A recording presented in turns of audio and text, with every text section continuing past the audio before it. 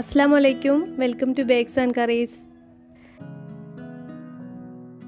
അപ്പോൾ ഇന്നത്തെ നമ്മുടെ റെസിപ്പി നല്ല അടിപൊളിയായിട്ടുള്ള ചിക്കൻ കൊണ്ടുള്ള ഒരു സ്നാക്കാണ്.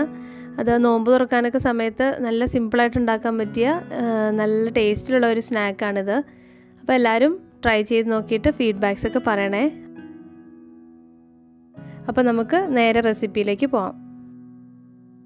അപ്പോൾ ഇതിനു വേണ്ടിയിട്ട് 350 ഗ്രാം എല്ലില്ലാത്ത ചിക്കൻ ഇതുപോലെ ചെറുതാക്കി കട്ട് ചെയ്തെടുത്തിട്ടുണ്ട്.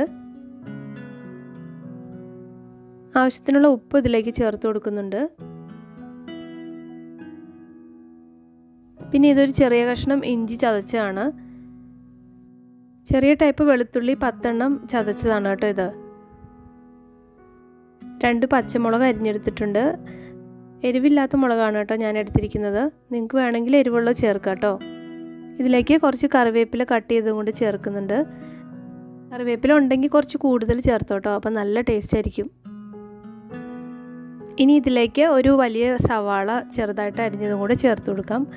ഒരുപാട് പൊടിയായിട്ടൊന്നും അരിയണ്ട കേട്ടോ, ഇതുപോലെ ഈ ഒരു വലിപ്പത്തിലൊക്കെ അരിഞ്ഞെടുത്താൽ മതി.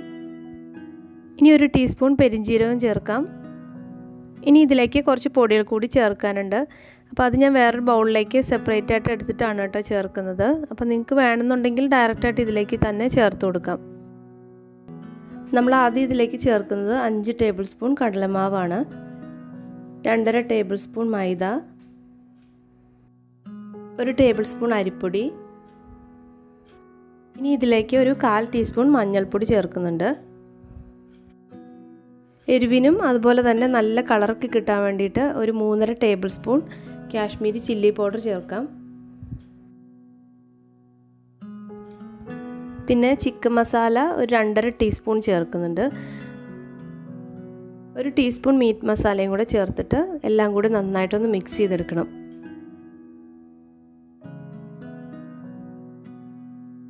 ഇപ്പോൾ നമ്മുടെ പൊടികളെല്ലാം നന്നായിട്ട് മിക്സ് ചെയ്തെടുത്തിട്ടുണ്ട്.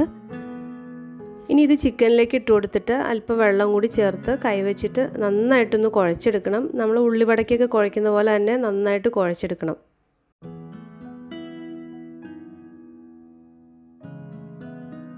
ഞാൻ ചേർക്കുന്ന വെള്ളത്തിൻ്റെ അളവ് കുഴച്ചെടുത്ത് കഴിഞ്ഞിട്ട് കറക്റ്റായിട്ട് പറയാം കേട്ടോ.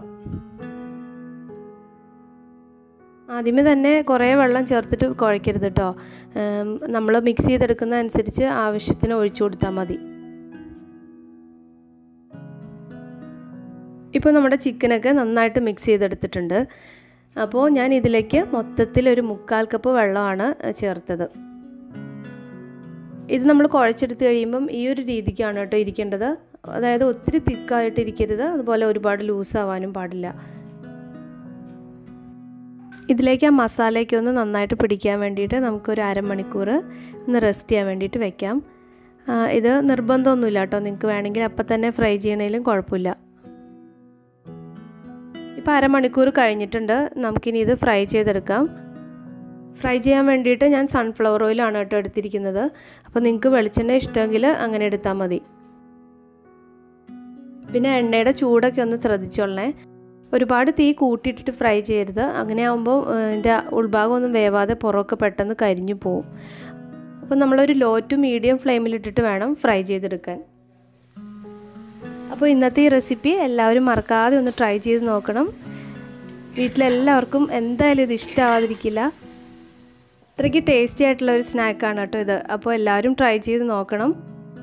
പിന്നെ എപ്പോഴും പറയുന്ന പോലെ വീഡിയോ കണ്ടിട്ട് ഇഷ്ടപ്പെട്ടിട്ടുണ്ടെങ്കിൽ മറക്കാതെ ഒന്ന് സബ്സ്ക്രൈബ് ചെയ്യണേ.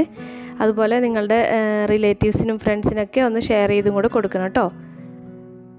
പിന്നെ പുതിയ വീഡിയോസൊക്കെ ഇടുമ്പോൾ നോട്ടിഫിക്കേഷൻ കിട്ടാൻ വേണ്ടിയിട്ട് നമ്മുടെ ബെല്ലൈക്കൺ ഒന്ന് പ്രസ് ചെയ്തിട്ട് ഓൾ എന്ന ഓപ്ഷനും കൂടി സെലക്ട് ചെയ്യണേ. അപ്പോൾ അടുത്ത ദിവസം നമുക്ക് പുതിയൊരു റെസിപ്പിയായിട്ട് വീണ്ടും കാണാം. താങ്ക്